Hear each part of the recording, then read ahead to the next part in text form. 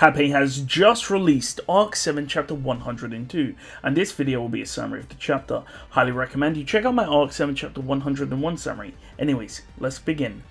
Todd Fang does not consider himself cautious or careful. As a result of his natural approach to problems, all possible loopholes are sealed. Using a pessimistic way of thinking to plan for every opportunity, it allows him to reduce any errors or mistakes. He knows he has to do this to make up for his lack of abilities. However, Todd never met monsters with overwhelming power before. If he had, he was able to avoid them. Until today, that is. Todd murmurs that he is unlucky. Thinking back to the past month or two, he has been very unlucky.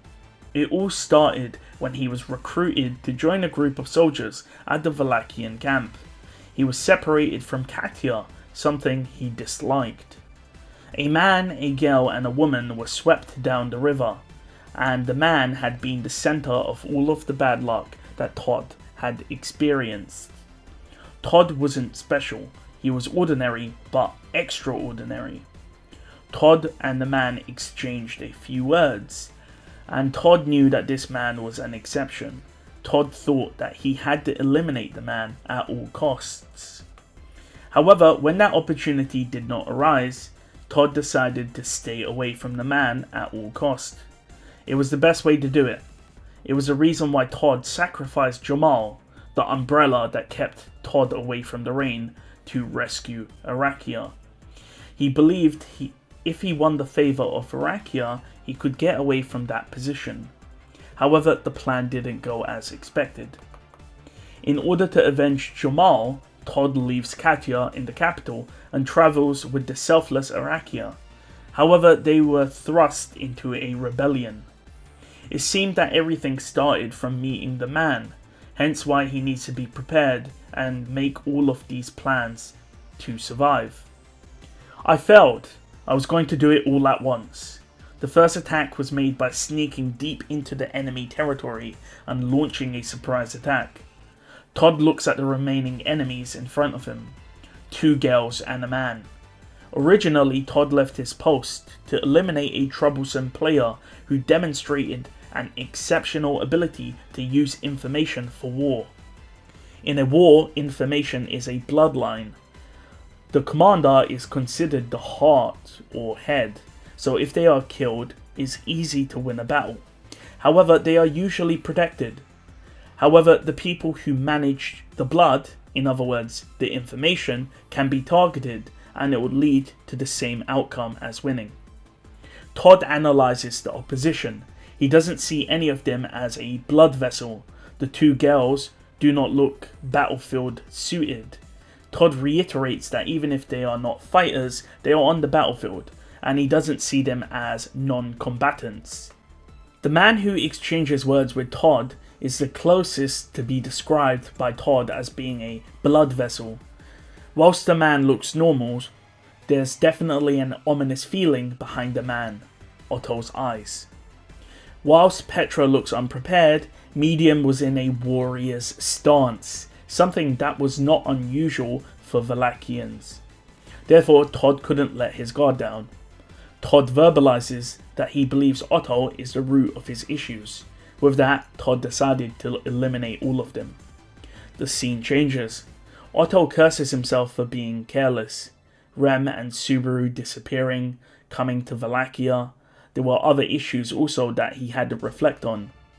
Otto used his divine protection to take control of the battlefield. He managed to gain a lot of information, and Abel was a leader which could utilize this information for the battlefield. Not many people knew how much Otto was contributing to the battlefield. However, Otto wasn't really concerned with being evaluated. Otto realizes that the man with the bandana was different, going for the information gatherers instead of the leader. In fact, Otto believes that he would have done the same if he was in the man's position also. Otto wonders how the man escaped his information network. Otto tried to glean information from the man's words, but the man was thorough. The man understands that by not saying anything, he actually defends himself. Todd then lunges with an axe. The scene changes. Whenever Petra is faced with adversity, she laments her lack of polish. When she was young, she was spoiled. However, she couldn't continue to live that way.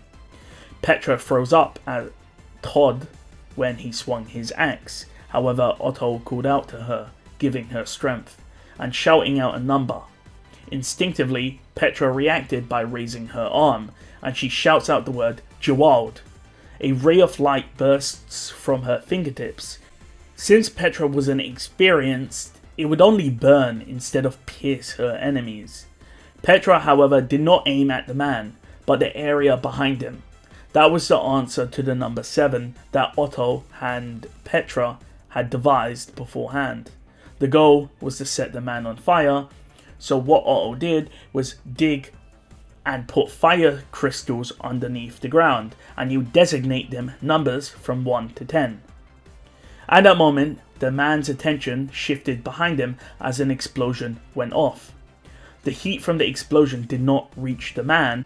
However, since the man's attention was shifted, in that brief moment, Medium jumped forward to cut off the man's wrist. However, Todd twisted his arm and blocked the sword with his axe. Medium recoils, but uses the momentum from the recoil to spin and attack again and again. Otto then calls out a number. He calls out the number 4. An explosion then went off close to them. This would be required even if they got injured. After all, it's better to survive with injuries than to die. Todd says to give him a break. He wasn't mad or anything. Todd then mutters and wonders if they think alike. Petra froze and Otto then shouted the number 2, an evacuation device. Petra then uses Gewalt again, this time at the floor, and Otto and Petra are launched away, and Otto carries Petra in his arms as they fly through the air. Otto and Petra land a great distance away from Todd. Petra buffs Otto's body with yang magic so he could withstand the landing. They realize that the man is similar to Otto in the sense that they both prepare and do not charge in head on. The man is some distance away and he sniffs at the air, and then he mutters to himself, "There, and there, and there." Numbers 5, 8, and so on all continue to explode in succession. The man with the axe seemingly knew where the fire crystals were planted. Petra and Otto wonder if the man with the axe has a spirit, potentially even insinuating that the man has some spirits hostage. However, they cross off that idea. Medium during this was hiding in some smoke. Using the smoke as cover, Medium lunges at Todd. However, Todd mutters that she is the easiest to read as he dodges her attack and slams his axe into her back, knocking her into the floor, calling her disgusting for being an imperialist. Todd then swings his axe at Medium's head and Petra cries out. The scene changes. Medium O'Connell doesn't think things true. Medium knew that death awaited her. She had the feelings of, "I did my best," in her mind. However, before the axe pierced her face, a sword blocked it. A man stated that Todd is really great, and he hadn't died that way before. The man who blocked the axe was a man with a blue dragon sword and a helmet.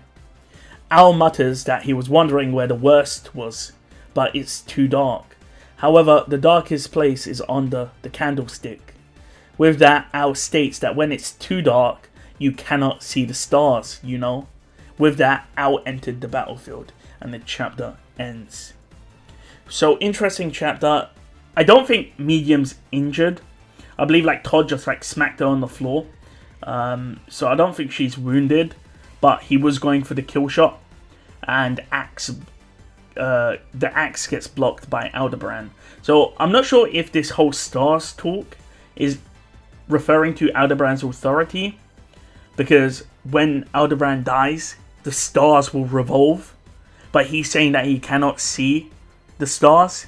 So I'm assuming Al cannot use his authority at this point. I could be wrong. But yeah, good chapter. I liked it. And by the way, for those that have not seen, I uploaded a video going over the ReZero Season 3 news. So make sure you go check that out, and thank you for watching.